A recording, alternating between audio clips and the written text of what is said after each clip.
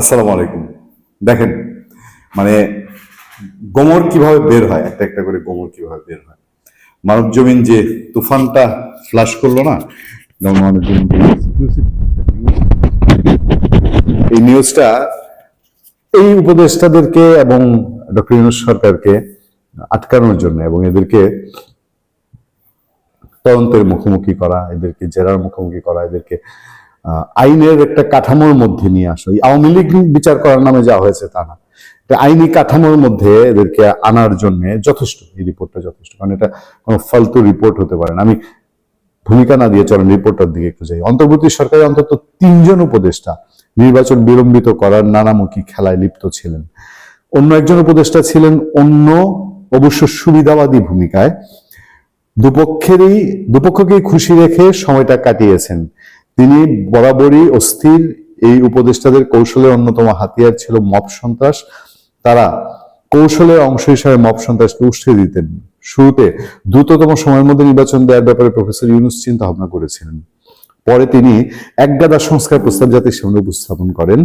এগুলোর পেছনে ক্ষমতার মেয়াদ আরো বাড়ানোর ছক ছিল, এমনটাই বলা হচ্ছে। 3 উপদেষ্টার চাপের কারণে দ্রুত নির্বাচন থেকে পিছু হটেন ডক্টর ইউনূস। ডক্টর ইউনূস কি দুধ কলা খায় নাকি? আর সে সংস্কার নিয়ে যে বুলিগুলা দিচ্ছে, এগুলো তো আমাদের কানের মধ্যে বাজে এখনো। যাক, মানুষজনের এই জায়গাটায় আমি একমত হতে পারলাম না। ডক্টর ইউনূস বুঝে শুনি যখন দেখলো যে আর এর টপ তো সামনে আছে, আমি তো এই সংস্কার মূলা ঝুলাইলে পড়ে আমি আরো কিছুদিন ক্ষমতায় থাকতে পারি, তখন ইউনূস সাহেব বসিয়ে মূলা গিয়েছেন।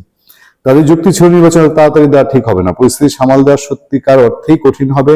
এসব যুক্তির পেছনে তাদের বিশেষ মতলব ছিল। তারা চেয়েছিলেন ক্ষমতা দীর্ঘায়িত করতে এবং কৌশলে তাদের পছন্দের শক্তির কাছে ক্ষমতা তুলে দিতে। ওই যে পোস্ট দিত না মাঝে মধ্যে, 111 পদধ্বনি শুনি, অমি পদধ্বনি শুনি। এসব পরিকল্পনা ভেস্তে যায় জনচাপে এবং ভূ রাজনৈতিক কারণে। এখানে আঞ্চলিক শক্তি ছিল ভীষণ তৎপর, ভারত ছিল ভীষণ তৎপর। তারা চেয়েছে যত তাড়াতাড়ি সম্ভব নির্বাচন আয়োজন করতে। মানে ভারত ছিল তৎপর, এটা মানব জীবনের কথা না, এটা আমরা বলছি।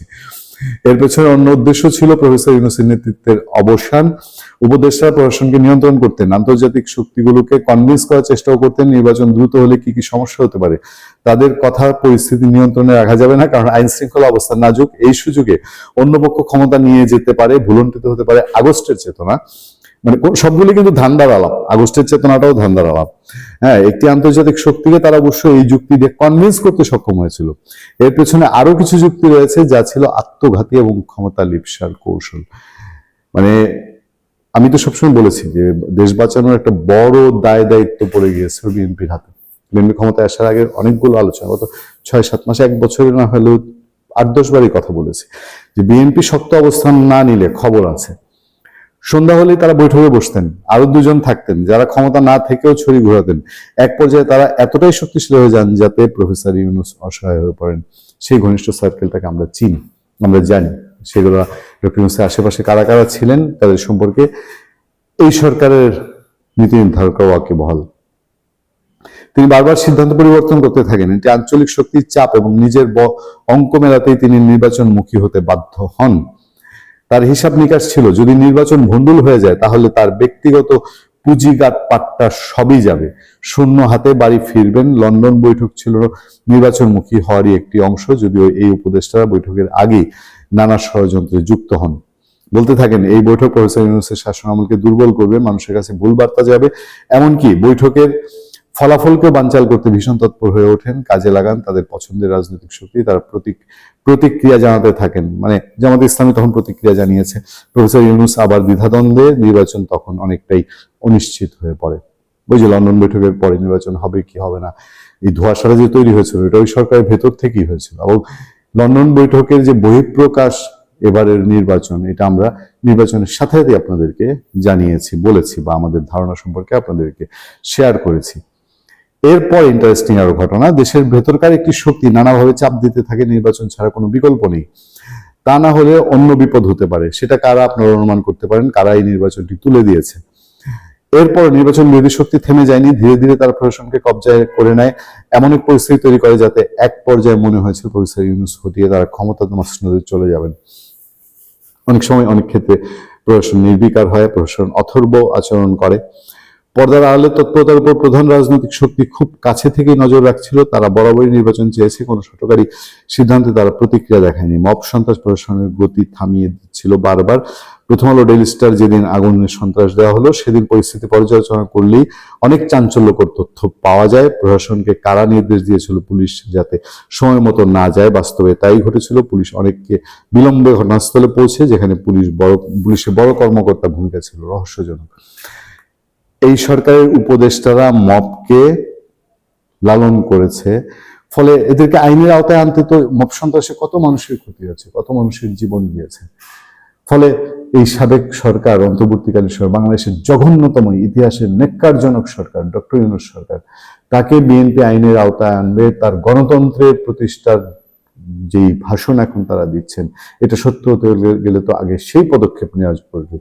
প্রফেসর ইউনূসকে অন্ধকারে রাখা হয়, পরে তিনি একজন সিনিয়র সাংবাদিককে বলেছেন, তখন তিনি ঘুমিয়েছিলেন, কিছুই জানতেন না। এর আগে ওসমান হাদির মৃত্যু ঘিরে ব্যাপক প্রতিক্রিয়া হয় দেশে, এই সুযোগেও নিতে চেয়েছিল কেউ কেউ।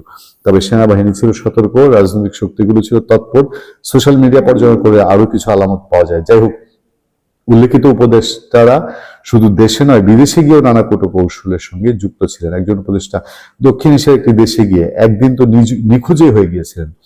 বাংলাদেশের মিশন তাকে হন্যে হয়ে খুঁজেছে, তার হদিশ পাওয়া যায়নি। তখন ওই উপদেষ্টা জনমত জরিপের পেছনেও সক্রিয় ছিলেন। বেশিরভাগ জনমত জরিপ ছিল ফরমাইশি এবং বাস্তব বিবর্জিত। এটা নির্বাচনের ফল প্রকাশ হওয়ার পর এই রিপোর্ট, এই যে নিবন্ধটা আমি পড়ছি, এটা প্রতিটা শব্দ অনেক অর্থবহ। কারণ আগামী দিনের বাংলাদেশ কি হবে, আগামী দিনের বাংলাদেশকে বিএনপি সরকার কিভাবে প্রতিষ্ঠা করবে, এবং সেই প্রতিষ্ঠার ক্ষেত্রে এই যে অপরাধগুলো হয়ে গেছে, এবং এর কি প্রতিটার ভেতরে কিন্তু ধান্দা ছিল, প্রতিটার ভেতরেই ধান্দা ছিল, এবং এই ধান্দার মধ্যে দিয়ে দেশটাকে সর্বনাশ করেছে। শেষ বলা হচ্ছে, টেবিলে বসে অনেকগুলো তৈরি করা হয়, দূতাবাসগুলোতে তাদের বিচরণ ছিল, মানে জরিপগুলা।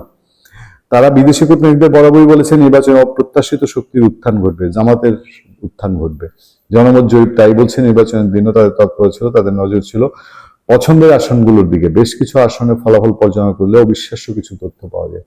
এটা নিয়ে ব্যাপক আলোচনা আছে। আজকেও আমরা আমাদের একটা টকশোতে বলেছি যে কয়েকটা আসনের ফলাফল একেবারেই মিরাকেল, এগুলো মিলে না, কোনোভাবে মিলে না। যদিও সন্ধ্যা থেকেই তারা অনুমান করতে থাকে পরিস্থিতি তাদের নিয়ন্ত্রণের বাইরে চলে যাচ্ছে, নির্বাচন নিয়ে কোনো খেলা তাদের বিপদ ডেকে আনবে, তাই তারা প্ল্যান 2 বাস্তবায়ন থেকে বিরত থাকে।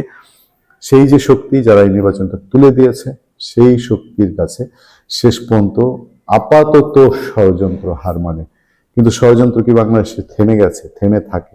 ওই যে বলি, জৈবতী কন্যা বাংলাদেশ, সেই জৈবতী কন্যার দিকে বিশ্ব মোড়লদের চোখ পড়েছে। সেই বিশ্ব মোড়লরা এটাকে লুটে পুটে খাওয়ার জন্য সারাক্ষণ চেষ্টা করে যাচ্ছে। ভালো থাকবেন, সুস্থ থাকবেন। আপনার সাথে আমি আতিক রহমান, পূর্ণিয়া।